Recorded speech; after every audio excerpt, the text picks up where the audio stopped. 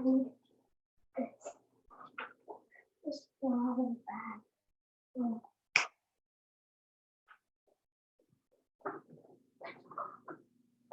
Yes. Hey, you know how I do it. Keeping it fresh. Hold on one second.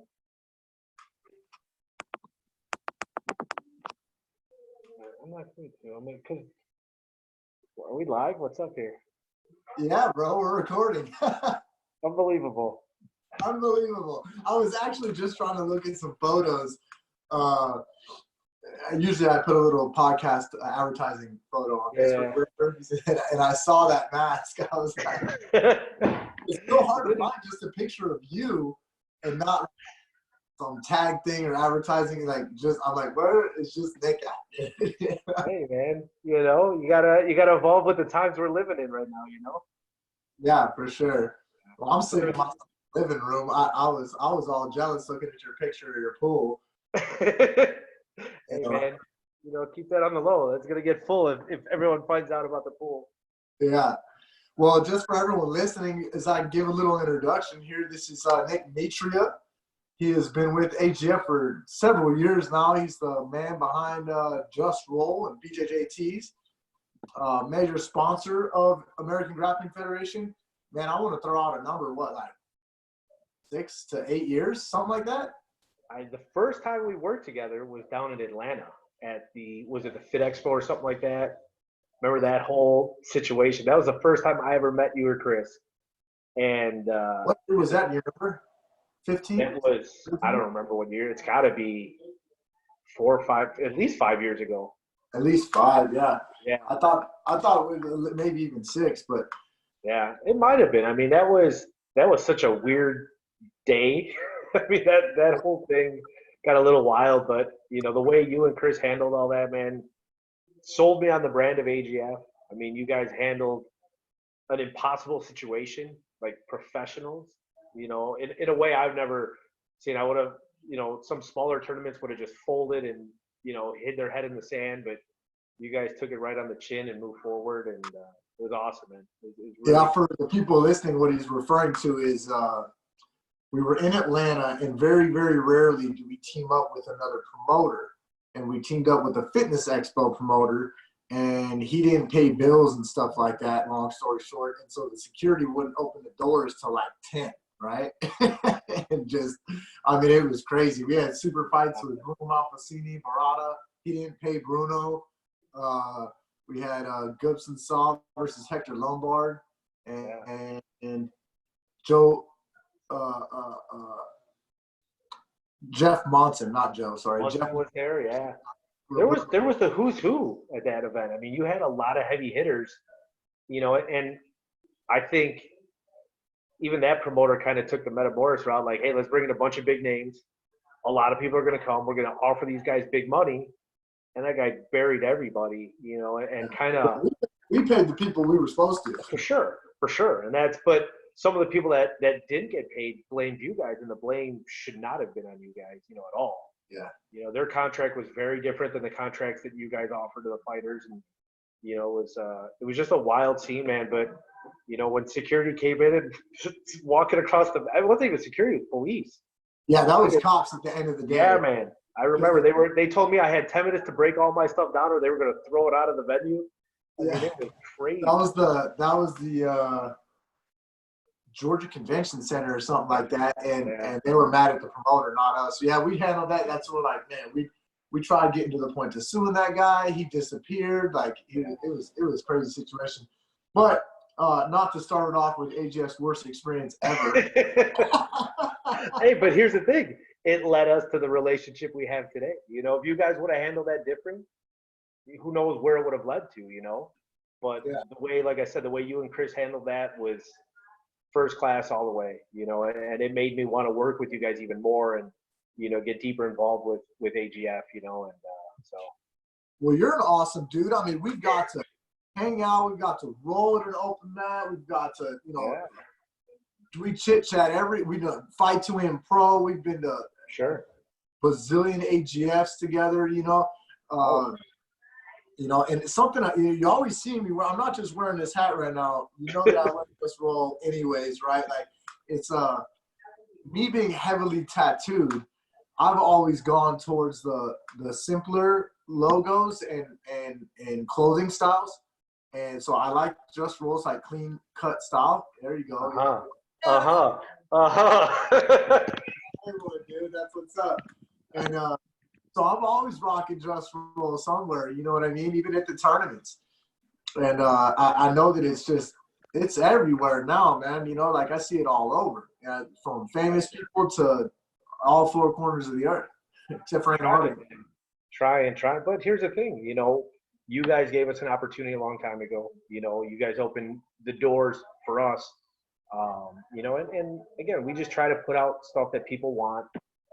We try to stay connected to the jiu-jitsu community. You know, we get emails every day about, hey, this would be cool, that would be cool. We listen to, you know, what people say and what they're looking for, but also, you know, just keep our eyes open, you know, to what the trends are and that kind of stuff. You know, I don't go too crazy with designs. I mean, I try to keep things, like you said, on the simpler side. I mean, we do some crazy stuff for sure, but, you know, for the most part, you know, our block font shirts, the same font that's on your hat, you know, that's kind of the staple of what we do. You know, we'll overlay flags, you know, like, for example, the California flag. You know, we'll do other states and city flags and stuff like that as well. So, you know, we just try to stay connected with, you know, the community and grow grassroots. I mean, we're on the road, you know, typically 3 to 4 cities every single weekend of the year, you know. Yeah, so we were talking about that before. Explain that a little bit of your process.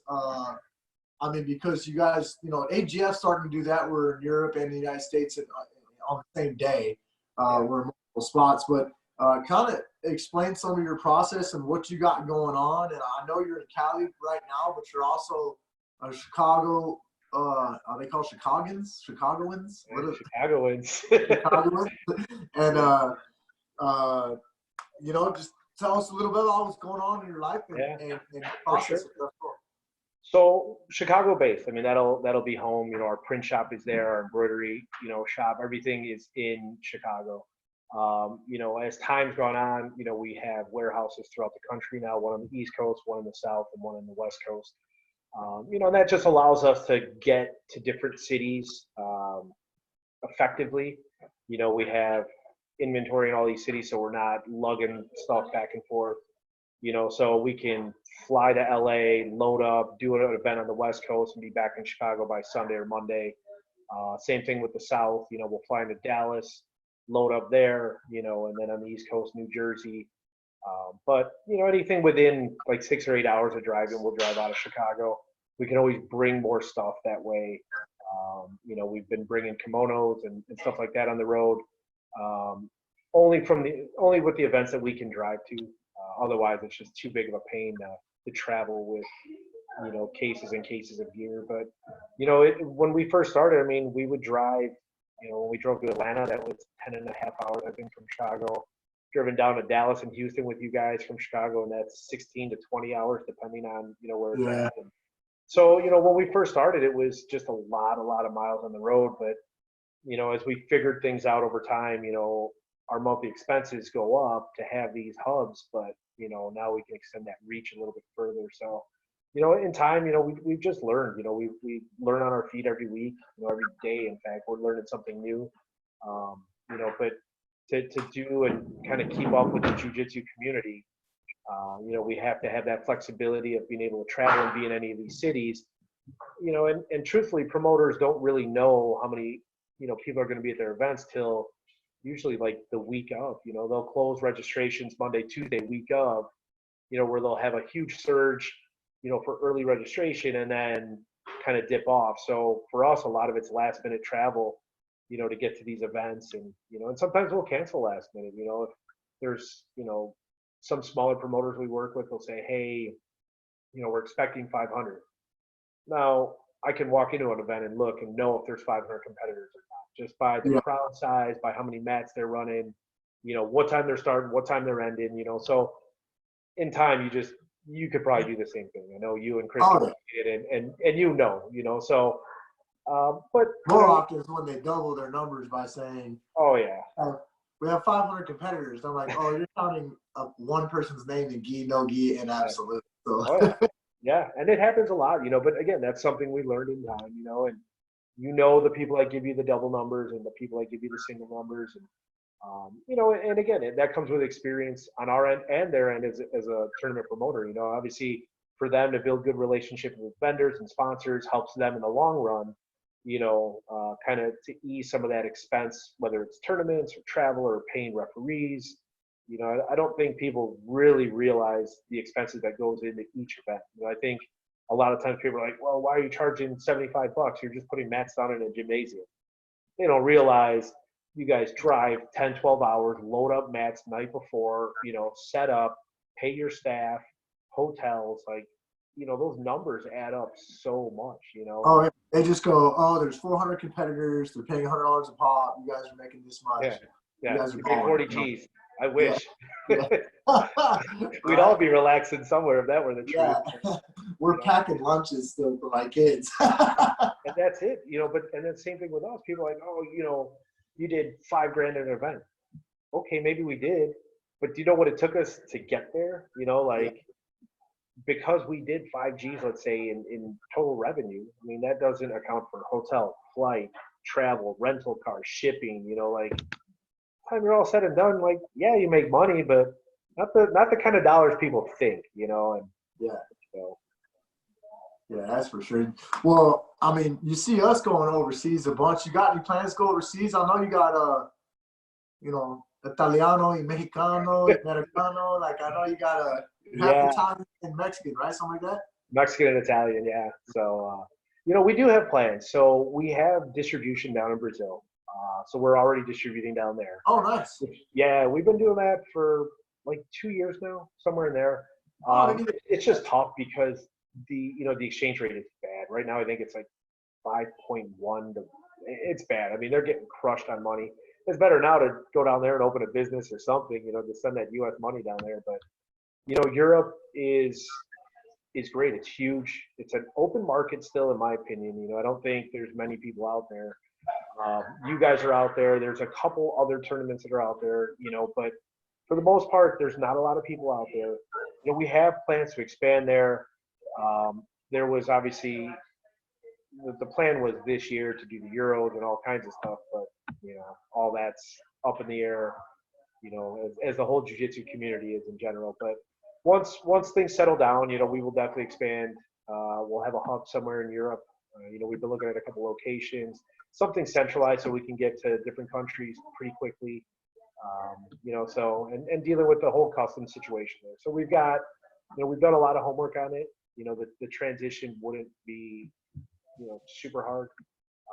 We just got to fly out there, get everything established, and then, then start doing what we do, Yeah, you mentioned the exchange rate, and that's one of the things for me that people don't understand. I'm running, because I've done research and almost pulled the trigger on Lima, Peru. We're in the works right now with Bruno Mendez of President Soul Fighters. He's my partner for Brazil. Nice. We're looking at Australia. So Australia is the closest to our dollar at 1.4, Sure. right? But eyes are 3 or 4 to 1, and then 5 right now. 5 right now, yeah, and then anywhere in the Asian countries. I looked at Kuala Lumpur, Manila, Philippines, Tokyo. I looked all over. Tokyo's right, but anyways, Europe has the euro dollar, and it's barely more than the American dollar. So at least you make some more there. But there's certain things that are just done differently in Europe too, in terms of the tournaments. They don't charge for spectators. They take full lunch breaks. They're the employees leave and go up to a restaurant and go Europe or something like that.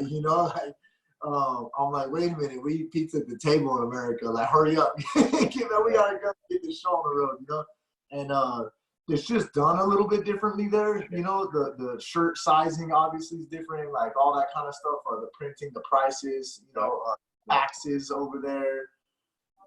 Very different. My headquarters where I keep the AGF stuff and where my headquarters for my jiu-jitsu organization personally is in Belgium, and they're getting hit the hardest right now. They've surpassed everybody else in Europe. small country. It's a trip. The people who haven't traveled to Europe before don't really realize, like man, I know so many people that don't use a car. Yeah. Like they're on trains and riding bikes and can find places. It's crazy. We're in America complaining about having a third bathroom for a third gender, you know. but in Europe, they're like, you have unisex bathrooms like all over. They just don't have this. You're used to being like this at a bar or something, you know, where shoulder to shoulder. In America, you're like, what's your problem, dude? Why are you touching me? You know? And so I could just see like why the virus spread so much over there and what's going on, because it's just so close quarters. Like everything you do, you know, walking, biking, standing in lines, restaurants, like everything's like butt up against each other, like it's New York or something, you know? Yeah. Yeah. And you're in Cali right now. Where are you at in Cali? Long Beach. Long Beach. Okay. Oh yeah. Yeah. And chilling over there, having a good time. How's quarantine going for you? Trying, man, just, you know, relaxing. You know, I mean, it's a very strange time in the world. You know, I mean, there's a lot of misinformation out there and a lot of, you know, fear-driven information, you know, which is the worst type of stuff you can put out there. But, you know, I think overnight everyone's become a doctor, you know, biologist, I don't know, whatever, you know. But the real information is not getting out to people. So, you know, for me, it's like, I don't even read what's on social media. I don't watch the news. I could care less. You know, I know, you know, anything these guys say, you're going to get half the truth. So why waste your time? Why frustrate yourself? You know, like, okay, we're quarantined. You know, we're staying active. You know, we've actually been busier this month than last month, which is crazy. I don't understand why. I mean, I obviously thank all our fans and people that have supported us over the years. You know, we're still dropping new stuff every week. You know, we just launched these masks that we've been unloading, you know, cases of lately. So, you know, in some cities now it's mandatory. You know, in Chicago, actually the state of Illinois, I think, is completely mandatory as of this morning. So a lot of the gyms we deal with in Chicago are calling and saying, hey, we need to wear masks and blah, blah, blah. But, you know, for us, it's, you know, we're all quarantined, but it depends on how you want to spend your time. You can spend your time playing video games and wasting away, or make the most of it, you know. Sure, you go to the gym, you know, but, you know, I'm lifting. I just went on a 16.8 bike ride with my son. That poor little sucker. He's 8 years old. He's on a wiped out. Single speed BMX. I'm on a 10-speed beach cruiser. Nice. It got little hills, but man, you know, so we stopped in some places. We stay active. I don't know if you saw me. He just got his gray belt. He was real close to it before. Nice. And so, like, we went through the curriculum and for a gray belt for me, and just like, I want him to be the example too, you know. And we got like all this time. It's like drill it, know every single. I want to be able to be like, you know, call out this technique and he knows it, you know, and even in front of other kids or. And so doing that, they've been doing a little homeschool, and you know, I'm brushing up on Duolingo, trying to get better at Portuguese. Nice.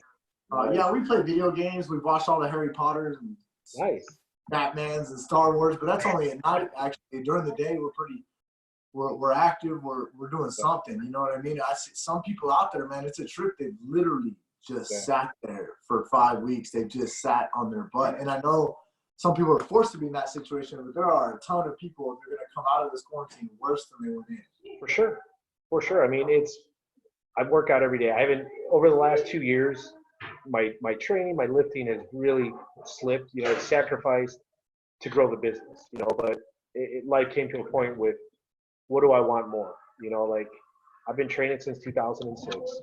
I've been lifting since I was like 13, you know, so those things I've done. I love jiu-jitsu. I love training. But as the business grows, you know, there's only so much time in a day, you know, and so I've been putting more effort into the business. So in the last month, I mean, I've been super thankful. I have a full weight room in the garage. So I've got rowing machine, Aerodyne bike, skiing machine. I've got full bench, weights, you know, full squat rack, dumbbells up to 90, kettlebell. I mean, I got it all in the garage, which is good. So like, yeah, people come by, they work, they get their workout in, you know, if people want to train, we got mats, you know, so it's like, I've been using the time to kind of get back to the things that are important, you know, so now I can find an hour a day to work out, you know, we've been doing, like I said, a lot of business. Yeah, as my wife just said, take care of my wife. We've got a baby girl on the way, so she's getting ready for that too. So we've got some. When did she do? When she do? May 26th, so coming up, man. Oh, so Exactly. she's Right around the corner. She got a full-blown baby bump going. Oh yeah, it's ridiculous. So, but it's fun, man. It's been an exciting time, and I mean, she could not have gotten any luckier. She didn't miss pants. She didn't miss worlds. She didn't miss anything. Fight to win though, so she doesn't have to defend one of her belts. It's so it's like we lucked out with everything. I know who it is. The other people might not know who your lady is, though. I'm sorry. I said I know who she is, but other people might not know who she is. She's the wild, loud, dreadlock Brazilian, Catherine Perret. Yeah, so she's been a rock star through this whole thing. I mean, this last month is, this is our first child, so I don't know, but it's everything's a little, I guess, irritating, or I think she's ready to serve this child eviction papers and get this birth going. But she's been a rock star through it all, man. And again, I'm thankful that I'm able to be home, still working, doing all this as well, and we're just super blessed at the moment. Yeah, that's cool. So it's actually probably coincidental timing for her to chill out on training and sit back at the house and let that last month or two happen, huh? That's what I'm saying. She couldn't have got any luckier. She's missed nothing in the jiu-jitsu world. Yeah. So, I mean, so many women. The only person I know to come back fast was Karen Antunes. She came back and competed at Worlds like 3 or 4 months after she gave birth, and won Worlds. Oh wow! So she won Pans, Worlds, and Master Worlds all the same year as giving birth. She crushed. Some of these ladies be punking us dudes on the slide. We don't even know it. Man, I'm telling you, and that's So again, we've gotten very lucky with this, and after the baby comes and she decides to get back into like comp shape, whatever that is, she'll defend her belts, and then the next goal is to open a gym. So. What city are you guys going to open up? Secret right now, Oh, is it a secret? No, we haven't decided. I mean, we could do California, we could do the Midwest. We've talked about Nashville and a couple other cities as well. We're really undecided.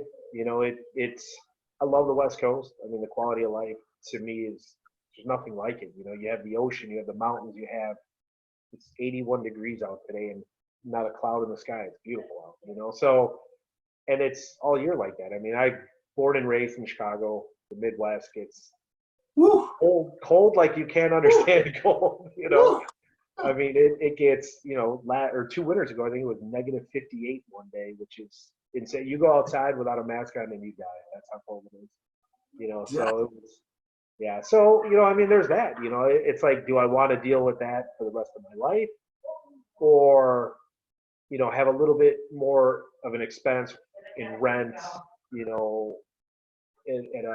at a gym for a better quality of life. So it's like, what's the trade-off, and what do you want more out of life? Bro, I'm on the same level right now. I'm on the Florida track, bro. Florida's dope.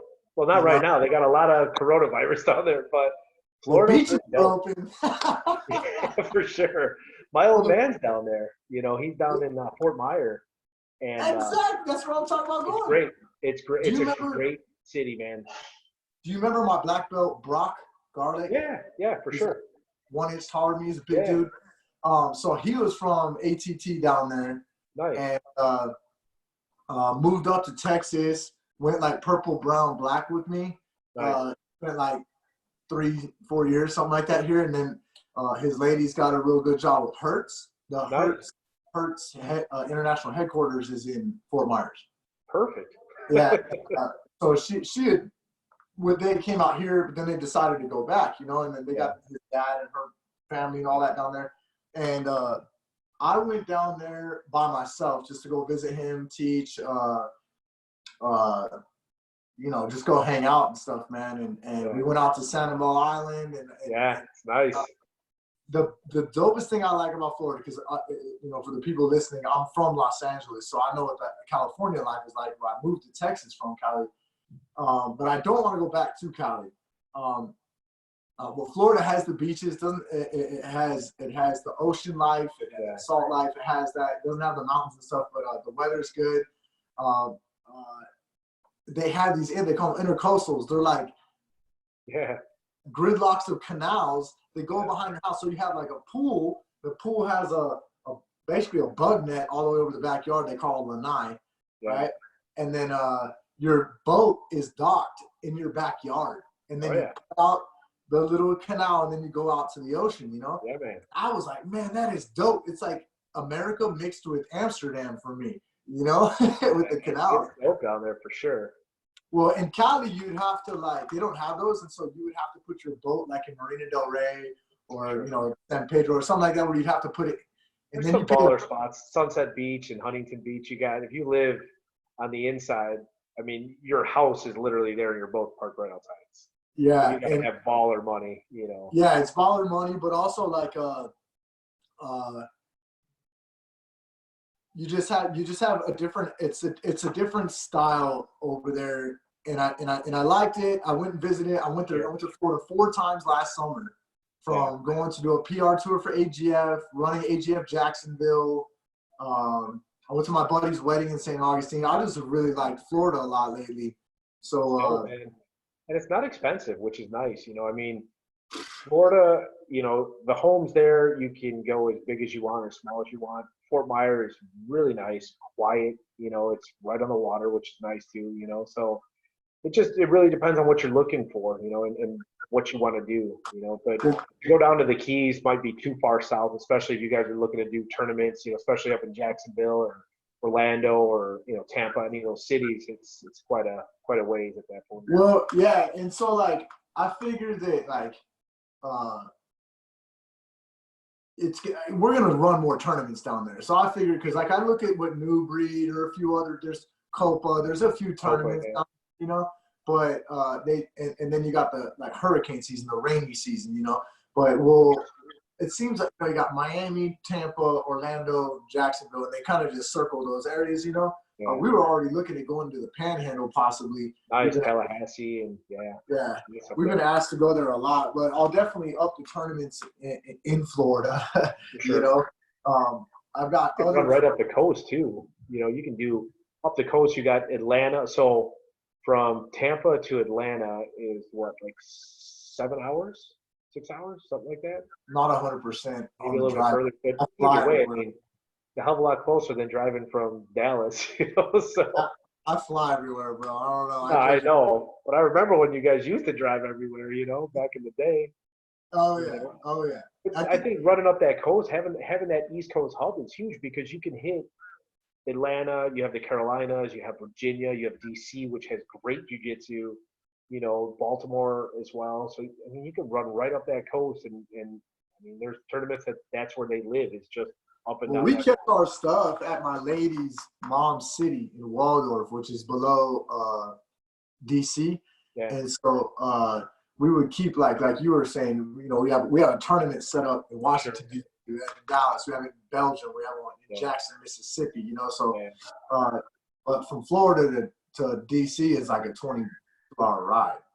It's got to be a 20-hour ride, or 15 hours at least. I don't know, but we do have locations closer to DC than from Florida. But either Southwest, regardless. But I'm just excited, man. Like I want to go visit again. I want to go get in the salt. Are the beaches open in Cali or no? Depends on who you ask. We used to live in a smaller little beach town called Seal Beach. It's right between Huntington and Long Beach. Smaller. We lived, I don't know, 75 yards from the ocean. It was like you walk out the front door, you hang a left, and take 50 steps, and you're there. Yeah. And we would go to the beach every day. I mean, they had signs that closed the beach. If the lifeguards see you, they can tell you just to kind of get off the beach in the last couple of weeks. But some beaches are open, some are closed. I mean, it depends. I mean, the governor here is I guess doing his job. I don't know. You know, like they're closing, all the schools are done. Then they just filled in a skate park with sand. They put like 50 tons of sand in one of up in Santa Monica at the skate park. Yeah. Wow. I So was what? actually just going to go to a skate park locally with my son. Yeah, yeah. So, but they wanted it closed. So what did the guys do? They came out with their motorbikes, and now they turned it into they're hitting jumps out of the dude. It's crazy. So you know they took the lemons and made some lemonade. You know? I mean, the difficult part about the beach, at least, I mean, even the skate park, you can social distance at the skate park, For sure. you know, but like the beach, I don't really understand why they closed the beach, though, you know, like it's a, The place to gather. You know what they're. I think what they're trying to do is just cut down on people gathering in general. You know, so you go to the beach. You know, if you're there and one of your boys is there, you're not gonna have them. You know, 6 feet away. You're gonna be hanging out right by you guys. You know, so I think that's what they were trying to avoid. You know, it's just people gathering. You know, and just put.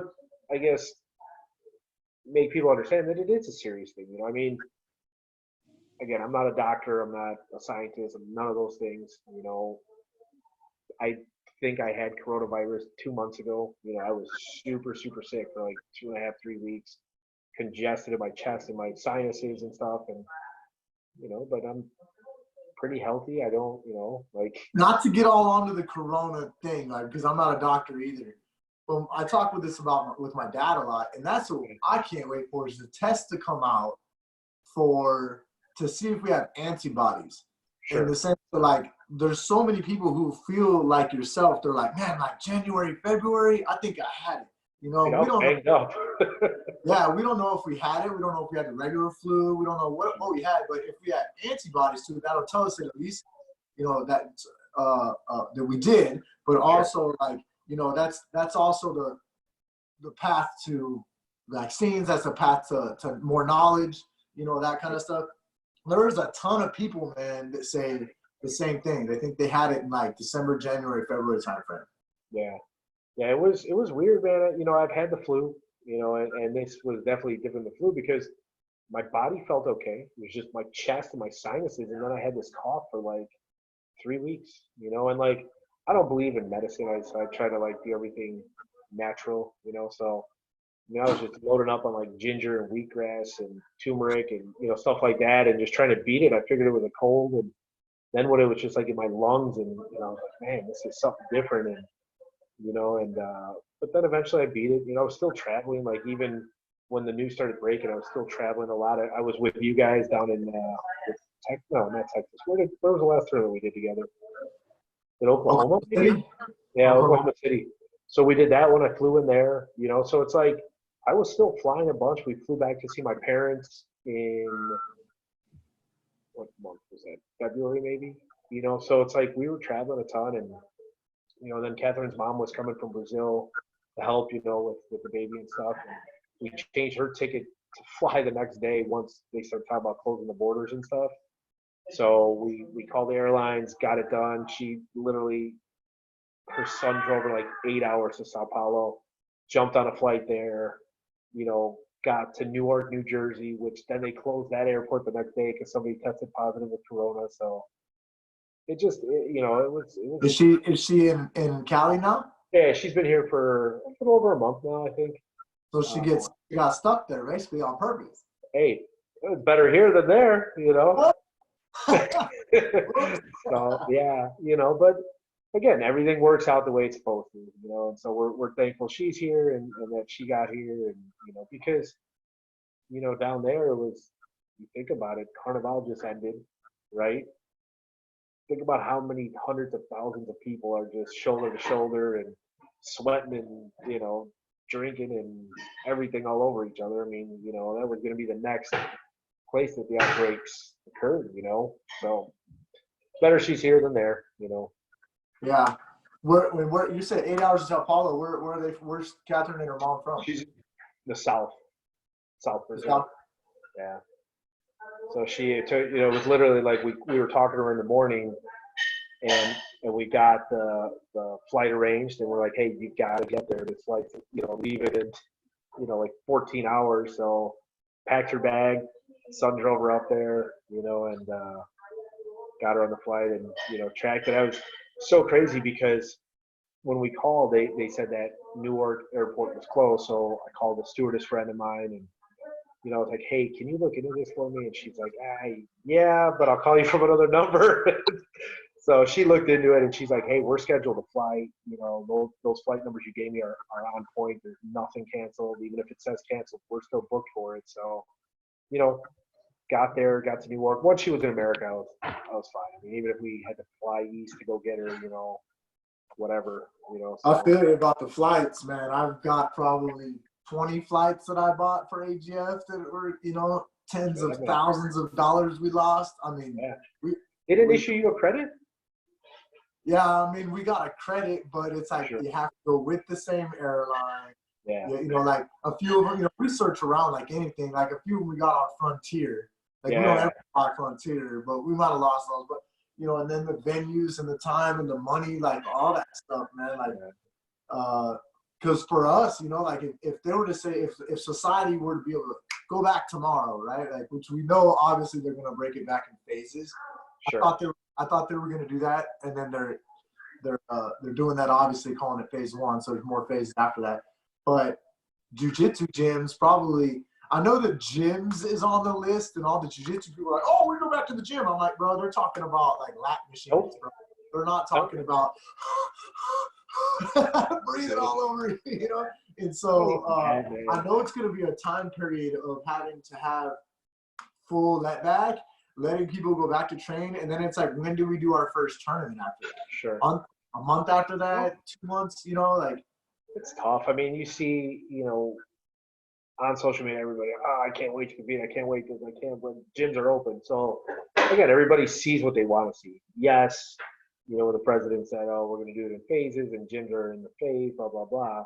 But what they don't read is the fine print. So you still have to social distance, right? So how are you going to do jujitsu at 6 feet away? Yeah. So you can do some capoeira, some stretching, I don't know. That's whatever. not my class. Dim mock right to the neck, Black belt, bro. Like all we want to do is roll. Yeah, but again, so as much as I want the gym to be open, as much as I miss training with people and just being around and BSing after class with everybody, and I wish those days were right around the corner, but I don't think they are. Without a cure, one outbreak and it starts all over again. Yeah, that's the main thing, right? Like my lease is up and stuff. I'm talking about moving, blah blah blah. Like I definitely am getting a pool in the backyard at the next place in the next couple months. Because, it's wonderful. Yeah, well, I mean, I got an 8-year-old in 2 days, an 11-year-old. My kids, Valley and Yeah, of course, for sure. And life would be different if we had a pool in the backyard. Like for real. We ride our bikes, we go through the neighborhood, and we can hear everybody barbecuing and having the pool time. For sure. The kids are dying, dude. Yeah, And, so it's heating up. The garage is getting hard to lift. I've only got up to 45-pound dumbbells, so I just got to add more sets but like it's getting hot in the garage to work out. I'm in Texas, and it's like, that's the main thing. In a boat, like we go to Grapevine Lake over here. It's like 5 miles for sure by the airport or whatever. And I've been there a million times. We actually take the dogs to go walk there. Yeah, man, we went there the other day and it was packed. I'm talking, yeah, because everyone's bringing their boats out, right? And the boat life is where it's at, because you can go tubing with your kids. You can completely be social distancing on a boat. You can go fishing. You can just go putt around and just get out of the house. And so you got like all the boats lined up to go in that boat drop off for you guys. But then there's like boats down the street, bro, because everyone that's not normal there, they drop their boat in. Their jet skis, their canoes, their what are they called, paddle boards. Yeah. Like, so people are just trying to get out and get active, and that water life is where it's at, dude. It doesn't matter if it's a lake, river, or an ocean, The pool it fixes everything, man. I love after like hard training, just go sit in the beach, go sit in the water for like 20 minutes. Just let that cold water like heal your body, man. It's nice. The pool here is warm though. That's the problem. It's like 80 degrees. You know, it's Do like they even have pools in Chicago? a lot of people do, but so I think after 1982, you couldn't have in-ground pools anymore. I think they'll have to be above ground, which sucks. But you know, because I guess people were jumping fences and drowning and stuff, so they changed the law that all pools had to be above ground past certain day or whatever. But yeah, I mean, there's pools there. You know what they do is they have like these big like balloons that they stick under the cover, so they leave the water in there, and there's like so the tarp kind of turns into like almost like a tent. So when the water freezes, it rises up. You know, they don't drain them; they just leave the water in there. Yeah. Interesting. I was just teasing, but yeah. Oh, they do, man. A lot of my friends had them growing up. It was great. They get to use them in July, and that's it. Yeah. It's so it was like 70 last week, and then it snowed 2 days later. There, it was crazy. Chicago's got the weirdest weather.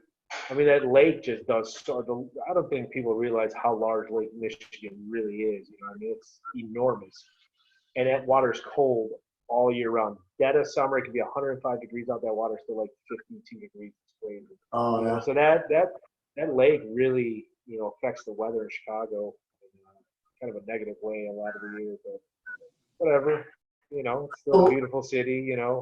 Yeah. What's up with BJJTs? Is it just roll now? Yeah, no. Oh, so BJJTs, the project behind that was to create kind of like a hub for people to kind of just buy apparel. I've made gis since 2006, right? I started making gis before I did anything. In around 2010, I saw a huge shift in the market. I mean, brands were just popping up out of nowhere, and anybody off the street, you can design a gi, send it to Pakistan or China, and order 20 pieces, and now you have a gi brand, So we saw that kind of shifting in 2010, and and we made a decision to kind of ease off of the gis, and just focus on apparel.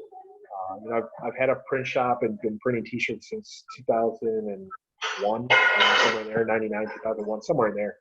So it was an easy transition for us, and again, the idea behind it was just to have kind of a hub for people to buy apparel, So we're adding a couple brands. We've been in this time down. We've had the ability to reach out to some other brands and see if we can get them on there. A lot of what I'm seeing though is some of these smaller independent brands are just done. I mean, they went from a side hustle where people were using their 9 to 5 to kind of fund this side project.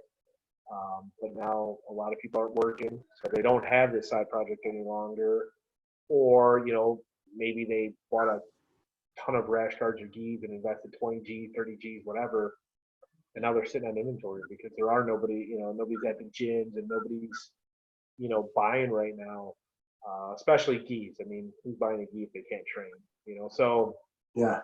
And even us, I mean, we had a huge shipment come in and, we'll sell them. I'm not worried about that, but for somebody that invested, let's say, their entire check for the next week or two or whatever it is into this, or, saved X amount for the last few months, invested that into kimonos or rash guards or whatever, and now they're just sitting on a bunch of inventory, So, and it's different, a lot of these brands don't have the reach, they're trying to, they're doing a good job, but if you don't have the reach, now you're sitting on inventory and, it's costing you every single day, so.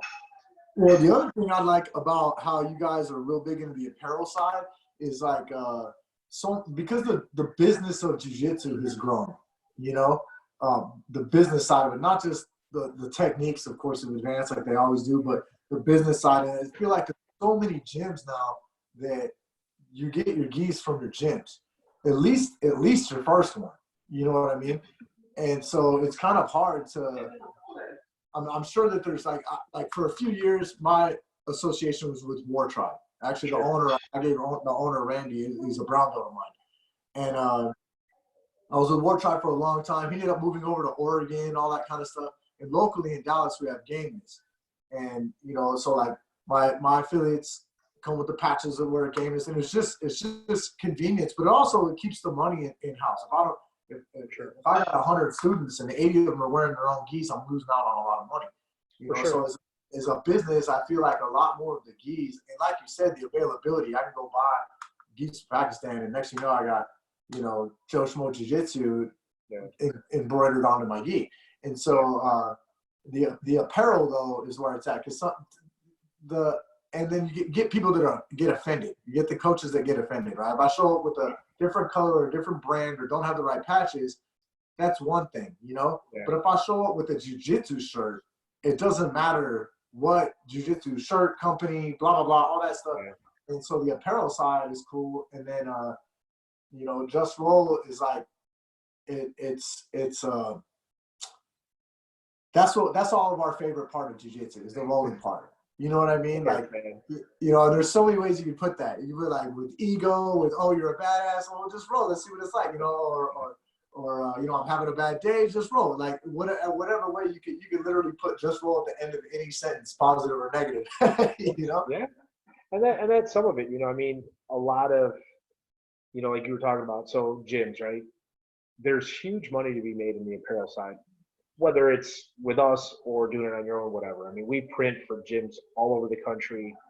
We do a lot of embroidery on hats and stuff like that for big affiliations, and we've shown them how to market it, how to sell it, how to, pre-order it and all these different things. So they're not losing money. So they're not saying, okay, I'm going to buy 100 shirts and I sold 30. So it was a bad experience and I'm still sitting on 70 shirts. That's the worst case scenario for us, right? So, with us, when people call us and they're I want to do 100 of this, is 100 of that, typically I'm talking them off, which is probably not in the best interest of my business. But here's the thing, I'd rather have that long-term customer than get somebody once for 400 shirts and then they have a sour taste in their mouth where, hey, we tried it, it didn't work. Well, if it works for gyms all over the country, you obviously didn't do something right if you're not making money with it, So a lot of times we end up coaching people on how to do it correctly so they're not losing money, and a lot of that is smaller limited batches, just kind of put it out there and say, hey, we're only ordering 50 pieces. Even if you have 80 or 100 students, you order 50. So the next time you put out a shirt, they're standing there giving you money before the pre-order is even there. So they're excited because they have all the money to pay, whoever they're using, and there are profits there as well. So if they want to buy a little bit extra, that's up to them, But limited batches, it seems like that's the way, as far as gyms works the best, Oh. Having a staple shirt is important, so moms, dads, aunts, uncles are all going to a tournament. They want to show support, so having that basic, $6 super nice shirt, is something I always tell gyms to stock, Yeah. And if you do it right, you do it as a one color, you keep your costs down to, like that $6 range, flipping it at $20, your profit margin is great. You're never going to lose out on a $6 shirt, so. Yeah. You can use those for advertising. And that's what it is. I tell gyms all the time, hey, you get a new student sign up, they should be getting a shirt, a hat, everything. That's your walking advertising right there, So, it's important, and there's different angles, for people to work. I think after this whole lockdown and quarantine situation, and gyms can get back to the business of being a gym, I think it's going to be super important for them to market heavily because a lot of gyms are freezing memberships, which is, it's good. Obviously if you can support your gym, do it, but everybody's going through a hard time right now, and it's tough. It's, it is what it is, but if the gyms come out and they, get out there and market and, put it out there, now you need to have stuff like this lined up. We've talked to tons of gyms where they're like, hey, I want to order now. And I'm like, I want to sell them to you now. Trust me, I do. But I don't think it's, a good idea. I mean, they can be sitting on inventory for 6-8 months. Another project we've rolled out with gyms is, people that aren't canceling their memberships, kind of reward them. We did some really neat windbreakers, a collaboration project for a gym down in Texas. And, for all their students that didn't cancel, they're getting these badass windbreakers, that we did, as a collaboration project. There's other gyms that are doing t-shirts. Some are doing shorts, so it's about getting creative right now. These people that have been with you for years, of course, they're going to support you. But you also have to reward them. Like online classes are great. Most people don't have mats in their home, so they're limited on what they can do. But it's like an injury. When you're injured, you can still do mental reps. You can watch people that you look up to. Like half guard, right? I love to play half guard. Watch a ton of like Lucas Leach, stuff like that. Just keep your mind sharp. So, but I think back to the marketing aspect, I think when all this is said and done, gyms are going to have to really market. We're really going to have to drive that business back in the door, because there's still going to be fear. Parents are going to be like, well, I'm not taking my kids there, that it could be dirty, it could be whatever, So I think marketing, how often you're cleaning, how you're cleaning, videos on Instagram and Facebook and all these other social media outlets of your students cleaning after, and is really going to help. I think that needs to happen to a lot of places anyway. This is not. I don't want to say, but for me, I mean, I've been on DVDs and YouTube and that kind of thing. Chris and I, a lot of people don't realize AGF used to be an app company. Yeah, we were back in the day. We put out 9 applications when we were the first dogs to put out on iTunes. You know what I mean? Like you're talking the 08 time frame, 09 time frame. And so we've always been a big proponent of social media, putting your videos out there, because you know me, bro. I teach in different countries. I've been to 21 countries because of jiu-jitsu, and it's not because I flew to Lisbon to go to compete at the Euros. So I was like, I went there. People were like, man, how do you teach all over? Because I'm not sounding arrogant anyway whatsoever. Just speaking about my life, like I've taught all over, and I'm not a world champion. Yeah. I'm not Cyborg. I'm not Leo Vera. So you got to know how to teach. For one, you got to know your stuff and be able to roll. But it's because I had videos out.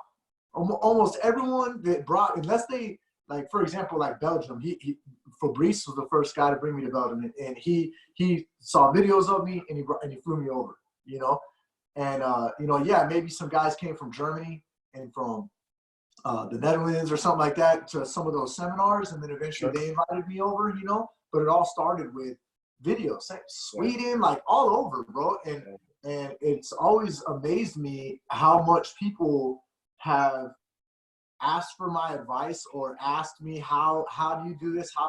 I'm talking UFC coaches, black belts, like all kinds of levels of people, which they should be doing what I do or more, and some famous people. And I'm like, bro, you gotta put yourself out there. Like if you just teach in your little cave gym every day, not to say that you can have a big gym, but if you just teach your normal classes and you don't have a Marcelo Garcia name where people are just gonna come to you, you gotta put yourself out there, just a little bit. I mean, what's wrong? Like you've never put out a technique on YouTube or Instagram ever? like what? So I think it's gonna help with people's websites, with their cleanliness, because Lord knows I've been to a bunch of gyms where I'm like, oh, I'm wearing long sleeve rash guard and underneath my gi, bro. I'm already on a mask, right? And so I think it's gonna help with some of the cleanliness overall. I'm wondering if, because have you seen like how they got like plastic in between cashiers and stuff now? Even at grocery stores.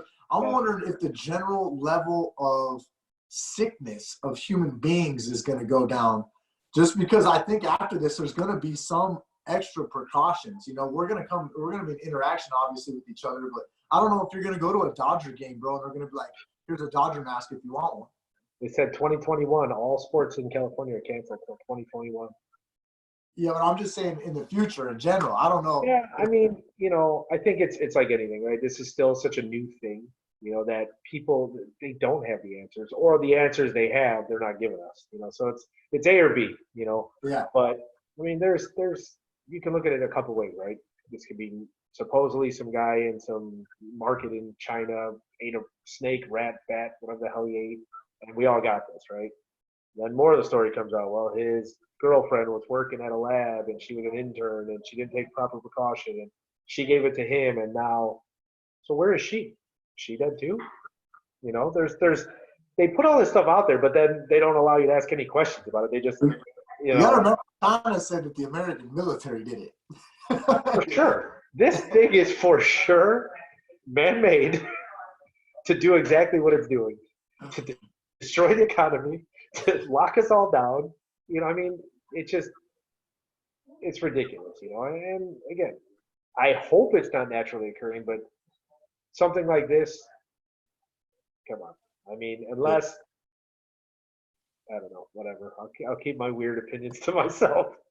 We're just talking about Dodger masks, bro. There you go. I'm trying to sell them some Dodger masks. That's No, okay.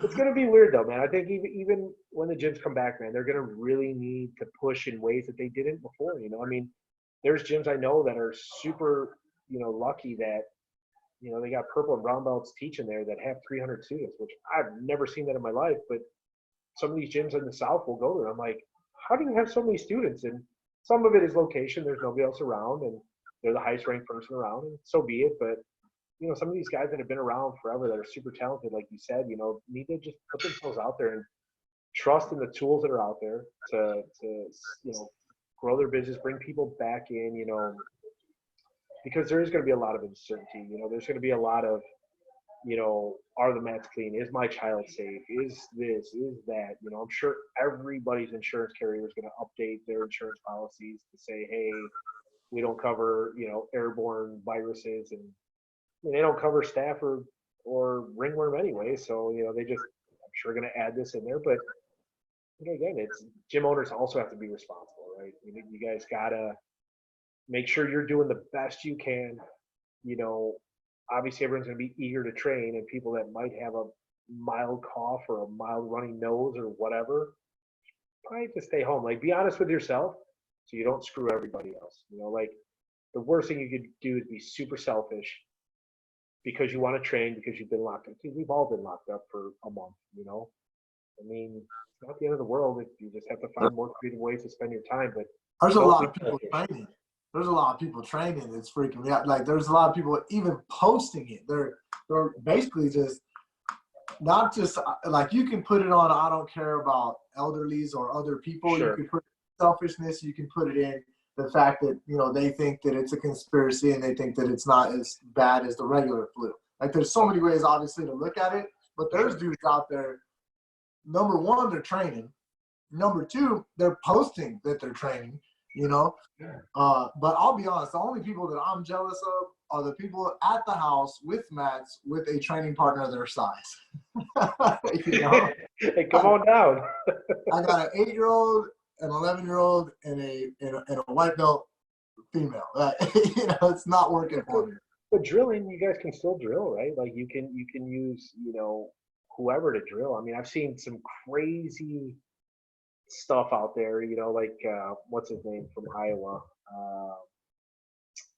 What's the tournament down there? I forgot his name.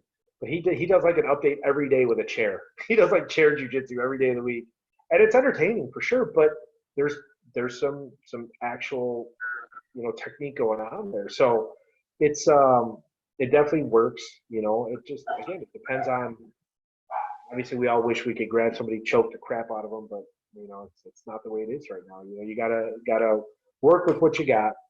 You I know, think the studying part, like you said, is phenomenal too. And even just for entertainment, they got on Flow Grappling, they got those 24/7s. Have you seen those? They're like yeah, 18 hours of stuff, you know, and some of it I haven't seen. Most of Flow Grappling I've watched. I'm a massive jiu-jitsu enthusiast, and so most of it I've watched. But yeah, there's tons of good video out there. I personally get sick of solo drills every day. Like, I can't just, you know. I did see, and for partner drills though, there's some awesome ones. Stuart Cooper, you know, Stuart Cooper films. yeah, of course, yeah. Stuart Cooper. I was actually in talks with him about him going to Europe with us at a minimum nationals, but going to Europe and video, like documenting like my trip over there, me doing a tournament. You know, we canceled Luxembourg. We're going to Luxembourg for the first time in March 28th. I was supposed to be in Trinidad and Tobago right now. I saw that. I saw you post that the other day. I was like, so how are we getting over there? Well, that was my first international seminar and my first international affiliate. It was in Port of Spain. A lot of people don't realize that I had trained Krav Maga for a long time. And when I was at the final phase of a certification course in Los Angeles at the Krav Maga Worldwide headquarters with Darren Levine. I met a guy named Adam, and he was from Port of Spain, Trinidad, and talk with a funny accent, bro. You know, it sound like Jamaican. It sound like a Jamaican, a little bit different, but and it got to ground phase, and I beat everybody up on the ground, and he was like, "Oh, you so good at this ground thing," and I was like, "Bro, Brazilian Jiu-Jitsu, bro." It's different, and that's and the thing. He was like, "You come to my island, you show me a thing or two, you know." And I started going there. Over there, they got like 50,000. They call it TT, Trinidad and Tobago dollar. They got 50,000 TT and up to 6 months in jail if you're caught outside. Really? Non-essential, yeah. Wow. Yeah, it's crazy. Like, you know how it is being friends with people in different areas. I see some of the news and some of the stuff they're going through in Trinidad. And yeah, that's a big bummer. I was like still supposed to go, and April came and they only had like 6 cases or something, but then it just went and they got, because they're the what they call the West Indies.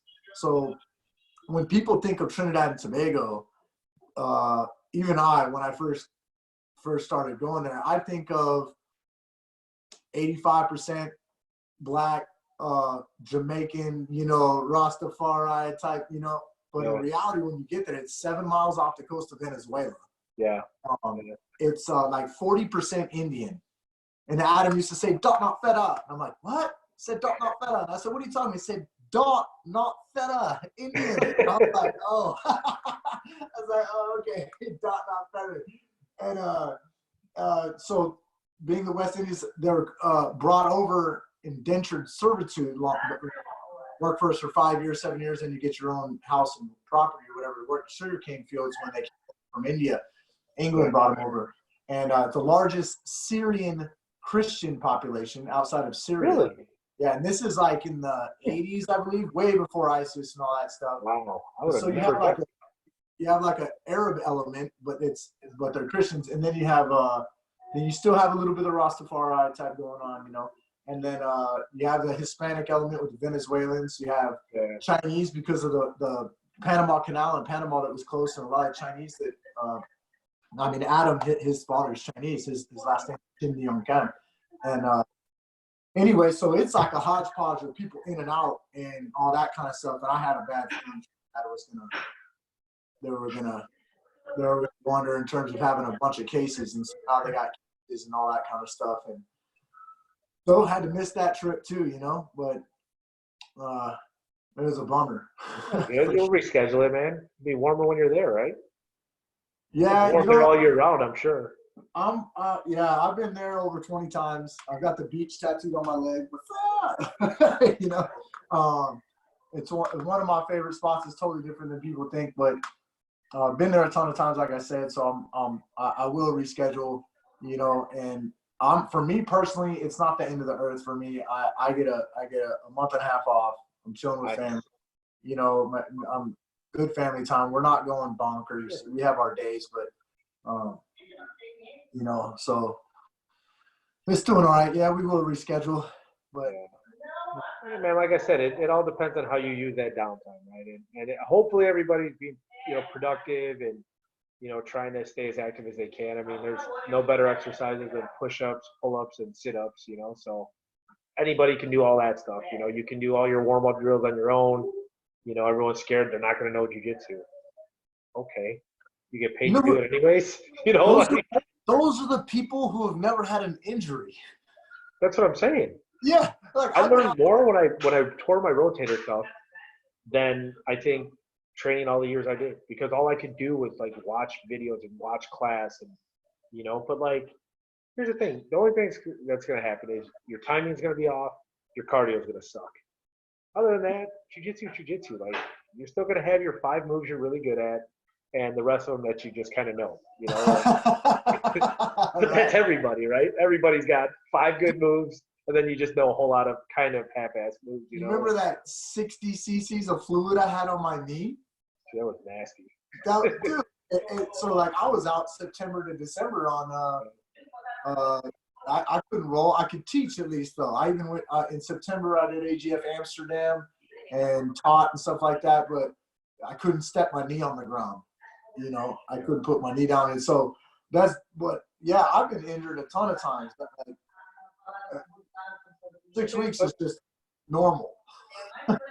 Dude, I mean, again, it's a month. It's a month of our lives. You know, Yeah. like it's not that much crazy. Like the only thing I feel for like people at home that lost their jobs, have mortgage payments, have car payments, have all this stuff, you know, and the banks don't give a shit. You know, they're not trying to help anybody, unfortunately, but you know, those people I feel for, right? Like, you know, but it's like anything, right? You know, I mean, nobody saw this happening. Nobody could have guessed in a million years the entire world was going to be shut down for a month or longer or whatever. I mean, you know, there's some good movies that are out there about stuff like this, but you know, us in our little minds, we're like, we're America, we're the strongest in the world. This will never happen to us, you know. And Tiger King.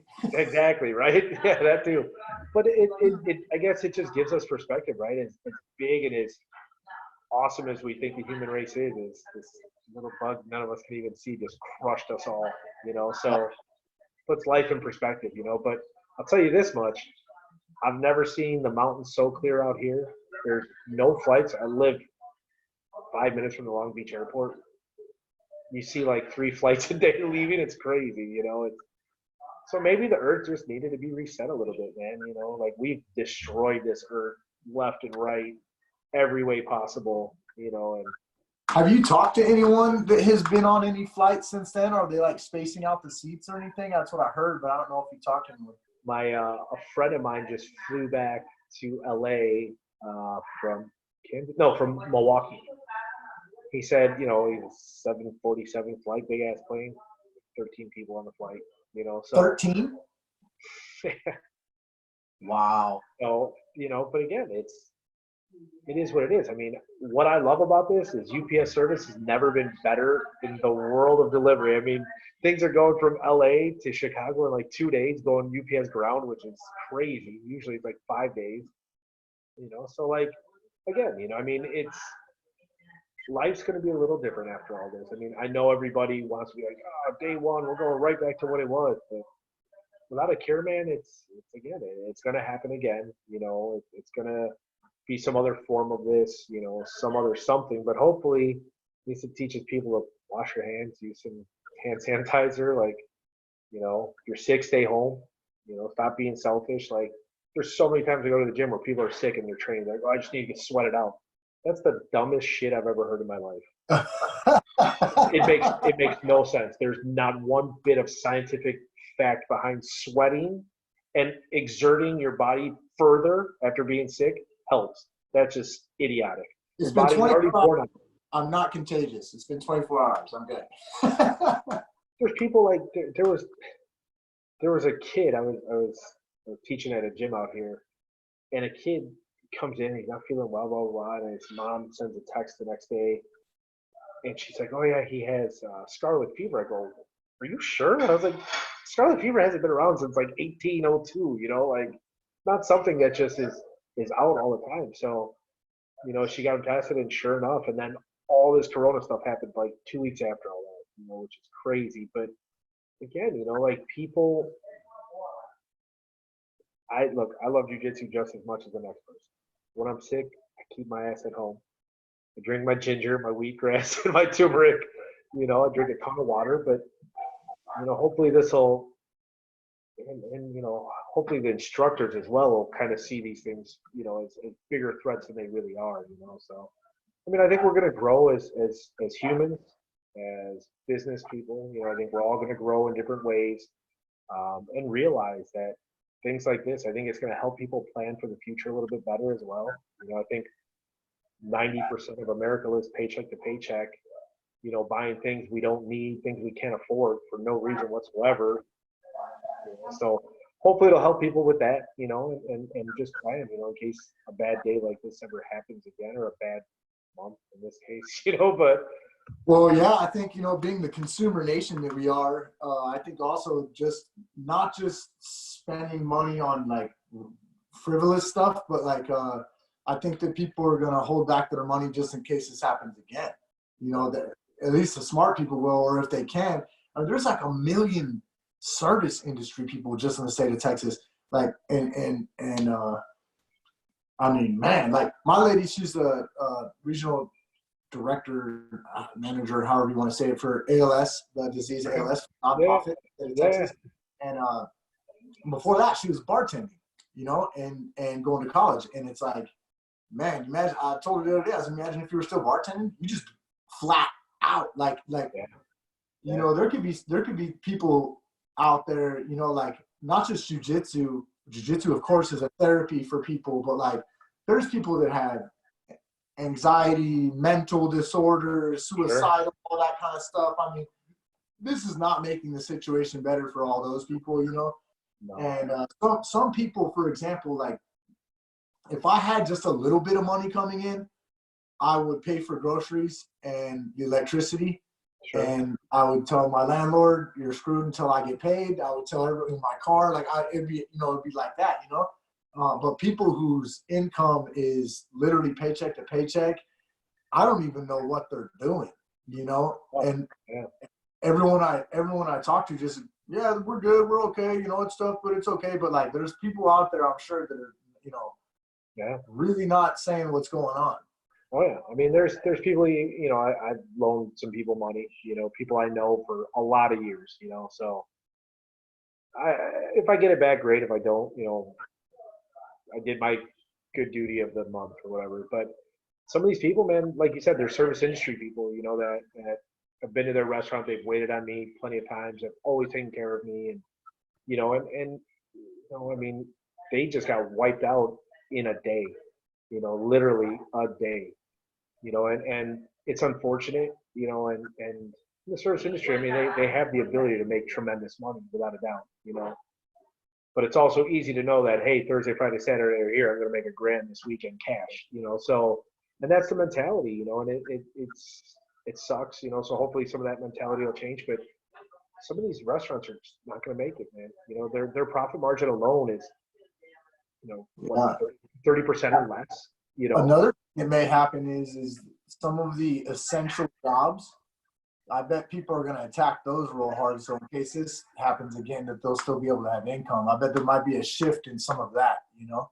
Yeah. I mean, again, I think the world got a little lucky with this coronavirus thing. You know, if it were something that just killed everybody or anybody, regardless of health or age or anything, we'd be in a real bad situation. You know, I mean, it seems, again, you know, the people that are, you know, dying from corona seem to have underlying issues. You know, you're not seeing 20-year-old kids that, you know, are healthy, work out, good diet, you know, getting killed by this, you know. And so, again, if it were something that were way worse that affected everybody, no matter age, health, any of that stuff, we'd be in a real bad spot. You know? So, we'd all be staying inside then.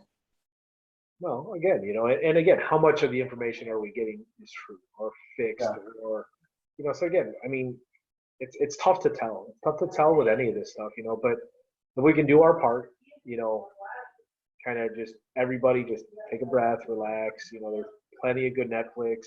Operation Odessa was awesome. Watch that, you know, but just relax, man. Fix your diet, you know, do 100 push-ups a day, spread out throughout the day, do 100 sit-ups, 100 pull-ups, 100 dips, whatever, you know, like there's things you can do. You don't need to be doing jiu-jitsu every day.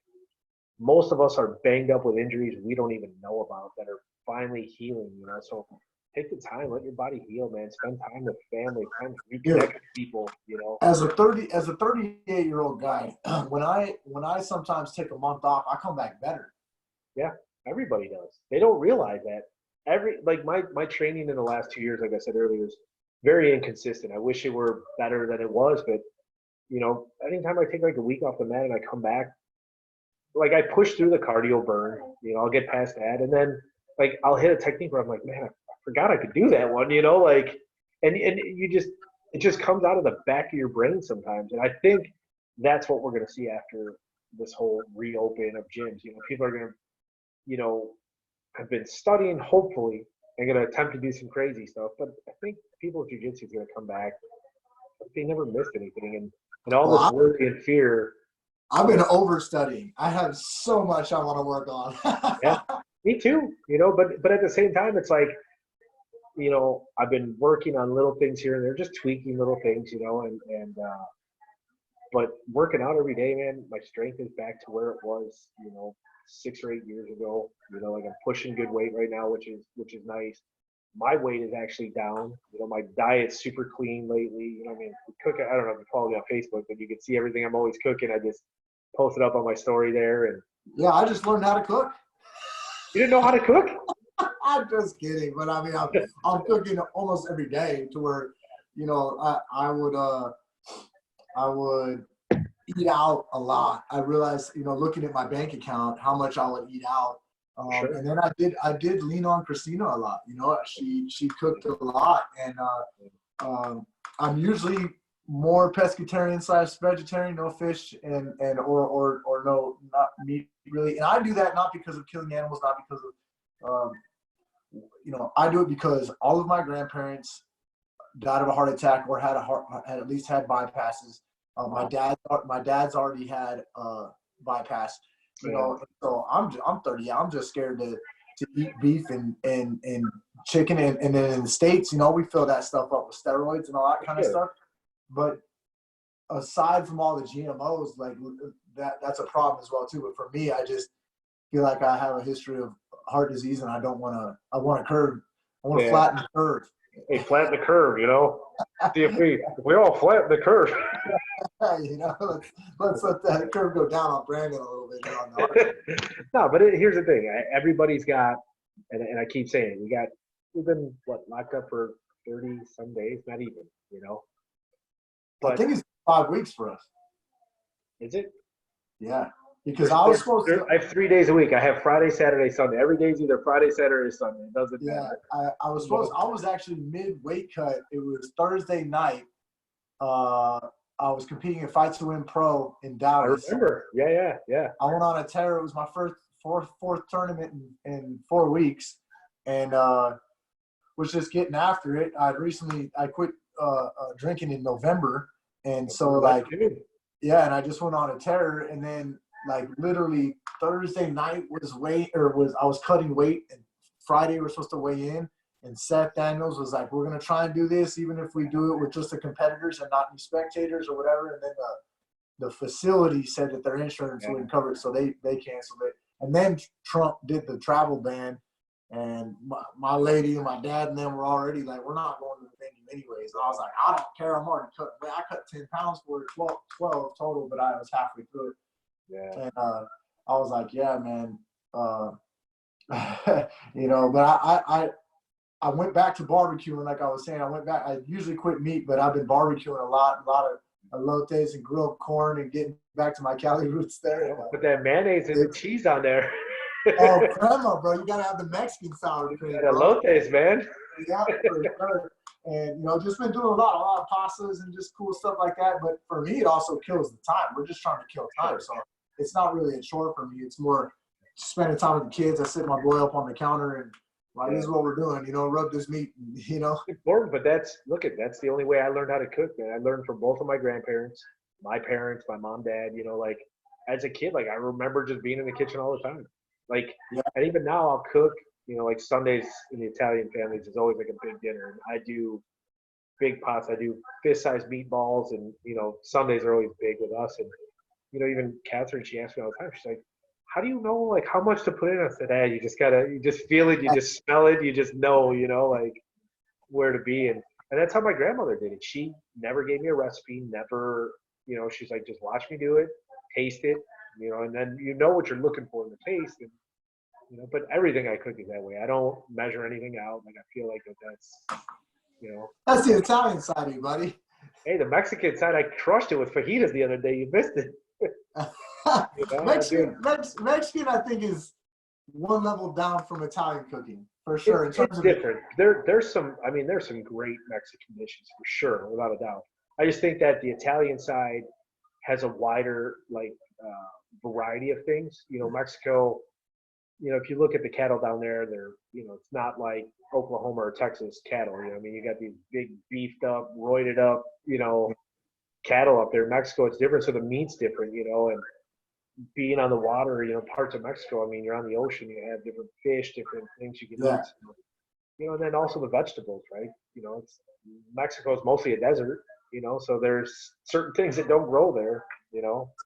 Yeah, for sure. I mean, being from Cali and living in Texas, there's a massive difference between Tex-Mex and Cali Mexican food. Oh yeah, yeah.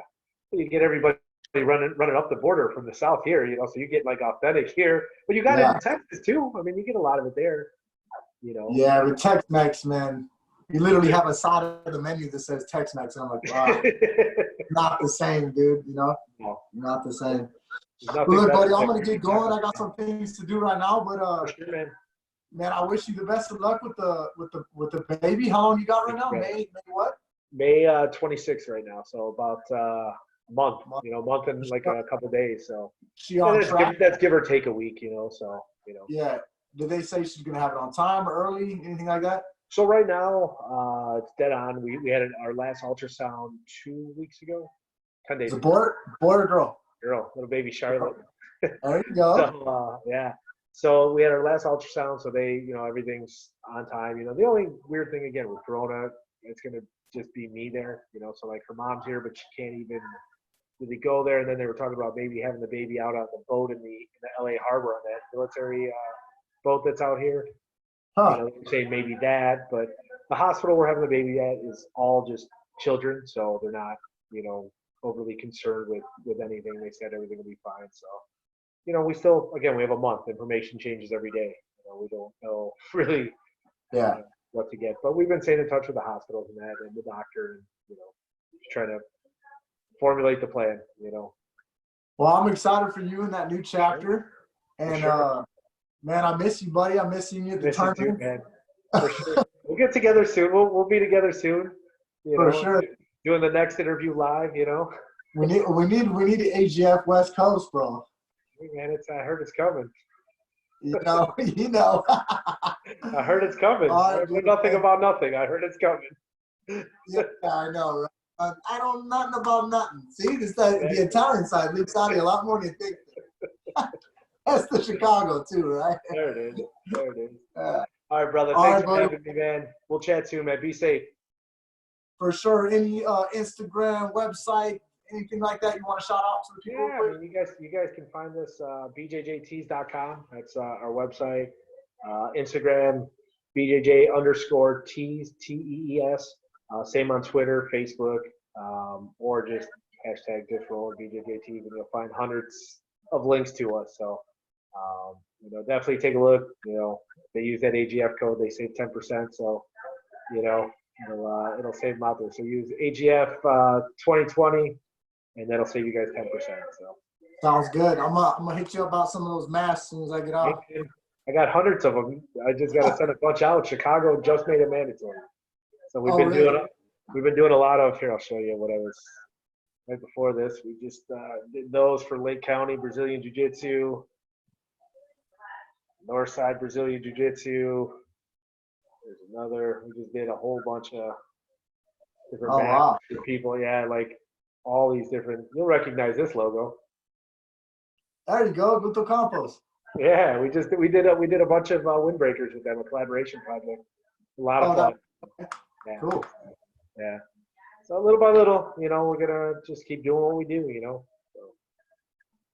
All right, amigos. Good seeing you. All right, brother. Be good, man. I'll see you soon. All right, take care. Later.